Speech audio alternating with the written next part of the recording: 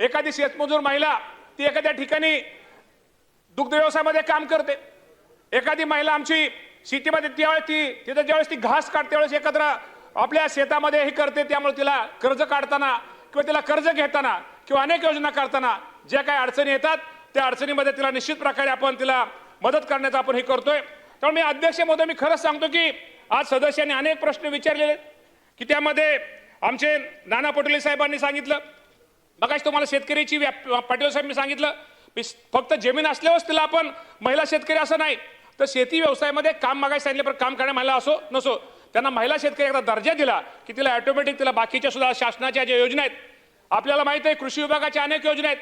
त्या योजनेच्या माध्यमातून आपण फक्त हे शेतकऱ्यांना हे योजना देतो। जर उद्या आपण तिला महिला शेतकरी म्हणून जर तिला आपण प्रमाणपत्र दिलं, सर्टिफिकेट दिलं की शेतकरी काय केंद्राच्या योजना असतील, काय राज्य सरकार योजना असतील किंवा इतर योजना असतील, या योजनेमध्ये सुद्धा निश्चित प्रकारे त्या महिलाला सहभाग घेता येईल, त्या योजनेचा महिला भगिनीला लाभ घेता येईल, हा खरं तर आमचा सगळ्यांचा त्यामध्ये उद्देश आहे।